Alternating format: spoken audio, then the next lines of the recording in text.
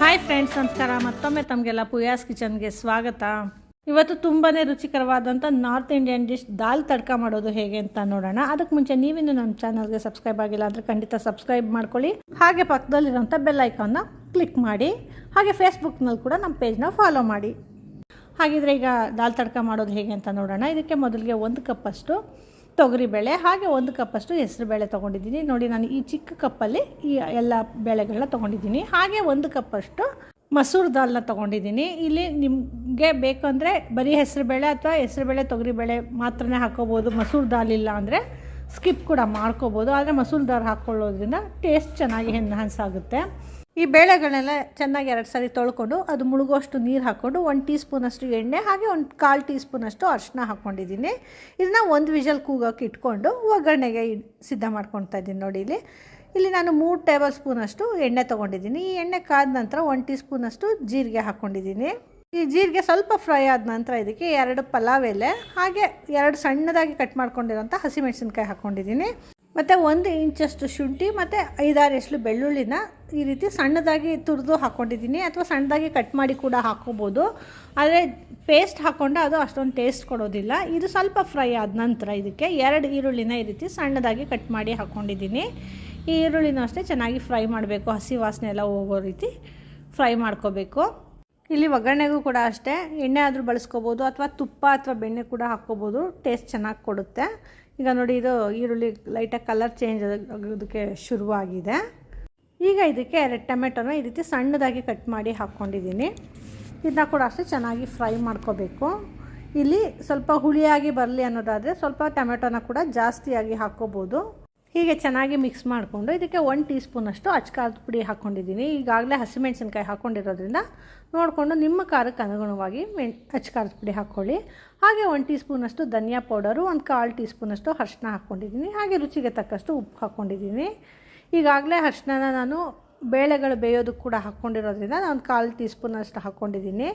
ಹಾಗೆ ಇಲ್ಲಿ ಉಪ್ಪು ಹಾಕ್ಕೊಂಡಿರೋದ್ರಿಂದ ಟೊಮೆಟೊ ಬೇಗ ಬೇಯುತ್ತೆ, ಹಾಗೆ ಚೆನ್ನಾಗಿ ಸ್ಮ್ಯಾಶ್ ಆಗೋ ರೀತಿ ಬೇಯುತ್ತೆ. ನೋಡಿ, ಈಗ ಇದು ಚೆನ್ನಾಗಿ ಬೆಂದಿದೆ, ಸ್ಮ್ಯಾಶ್ ಆಗೋ ರೀತಿ ಆಗಿದೆ ಟೊಮೆಟೊ ಎಲ್ಲ.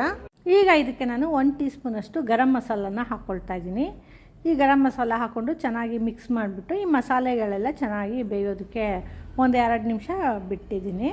ಇದೊಂದು 2 ನಿಮಿಷ ಚೆನ್ನಾಗಿ ಬೇಯಲಿ. ಅಷ್ಟೊತ್ತಿಗೆ ಈಗಾಗಲೇ ಬೇಳೆಗಳನ್ನೆಲ್ಲ ಕುಕ್ಕರಲ್ಲಿ ಬೇಯೋದಕ್ಕೆ ಇಟ್ಕೊಂಡಿದ್ವಲ್ಲ, ಅದು 1 ವಿಷಲ್ ಆಗಿ ಪ್ರೆಷರ್ ಕೂಡ ರಿಲೀಸ್ ಆಗಿದೆ. ಈಗ ಇದನ್ನು ಓಪನ್ ಮಾಡಿ ನೋಡೋಣ ಬನ್ನಿ. ನೋಡಿ, ಪ್ರೆಷರ್ ಎಲ್ಲ ಬಿಟ್ಟಿದೆ. ನೋಡಿ, ಇಲ್ಲಿ ಬೇಳೆ ಎಲ್ಲ ಚೆನ್ನಾಗಿ ಬೆಂದಿದೆ, ಹದವಾಗಿ ಬೆಂದಿದೆ. 1 ವಿಷಲ್ ಕೂಗಿಸ್ಕೊಂಡ್ರೆ ಸಾಕು, ಚೆನ್ನಾಗಿ ಬೆಂದ್ಬಿಡುತ್ತೆ ಬೇಳೆ. ಈಗ ಈ ಬೆಂದಿರೋಂಥ ಬೇಳೆನ ಈ ಒಗ್ಗರಣೆಗೆ ಹಾಕ್ಕೊಳ್ತಾ ಇದ್ದೀನಿ. ಈ ಮಸಾಲೆಗಳು ಎಲ್ಲ ಚೆನ್ನಾಗಿ ಹೊಂದ್ಕೊಂಡಿದೆ. ಈಗ ಈ ಬೇಳೆಗಳನ್ನೆಲ್ಲ ಹಾಕ್ಕೊಂಡು ಚೆನ್ನಾಗಿ ಮಿಕ್ಸ್ ಮಾಡ್ಕೋಬೇಕು. ಹಾಗೆ ಇಲ್ಲಿ ನಮಗೆ ಕನ್ಸಿಸ್ಟೆನ್ಸಿಗೆ ಯಾವ ಕನ್ಸಿಸ್ಟೆನ್ಸಿ ಬೇಕೋ ಅಷ್ಟು ನೀರು ಹಾಕ್ಕೊಂಡು ಅದನ್ನ ಕೂಡ ಸೇರಿಸ್ಕೊಂಡಿದ್ದೀನಿ. ಈಗ ಇದನ್ನೆಲ್ಲ ಈ ಮಸಾಲೆ ಎಲ್ಲ ಈ ಬೇಳೆ ಚೆನ್ನಾಗಿ ಮಿಕ್ಸ್ ಆಗೋ ರೀತಿ ಮಿಕ್ಸ್ ಮಾಡ್ಕೋಬೇಕು. ಹೀಗೆ ಚೆನ್ನಾಗಿ ಮಿಕ್ಸ್ ಮಾಡಿ ಇದು ಚೆನ್ನಾಗಿ ಕುದಿಯೋದಕ್ಕೆ ಬಿಡೋಣ. ಹಾಗೆ ಇಲ್ಲಿ ಲಾಸ್ಟಲ್ಲಿ ಕೊತ್ತಂಬರಿ ಸೊಪ್ಪನ್ನ ಸಣ್ಣದಾಗಿ ಕಟ್ ಮಾಡಿ ಹಾಕ್ಕೊಂಡಿದ್ದೀನಿ.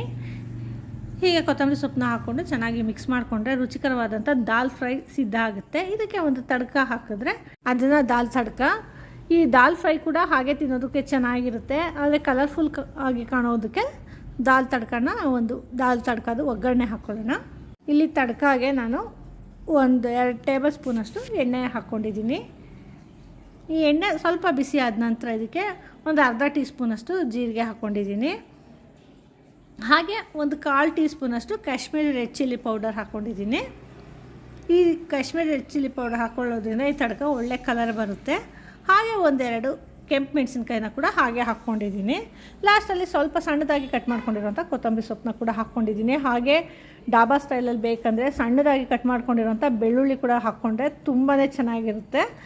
ಬೆಳ್ಳುಳ್ಳಿ ಫ್ಲೇವರ್ ಇಷ್ಟಪಡೋರು ಅದನ್ನ ಕೂಡ ಹಾಕ್ಕೋಬೋದು. ಹೀಗೆ ಹಾಕ್ಕೊಂಡು ಆ ತಡ್ಕನ ಈ ದಾಲ್ ಫ್ರೈಗೆ ಹಾಕ್ಕೊಂಡ್ರೆ ಡಾಬಾ ಸ್ಟೈಲ್ ದಾಲ್ ತಡ್ಕ ಸಿದ್ಧ ಆಗುತ್ತೆ.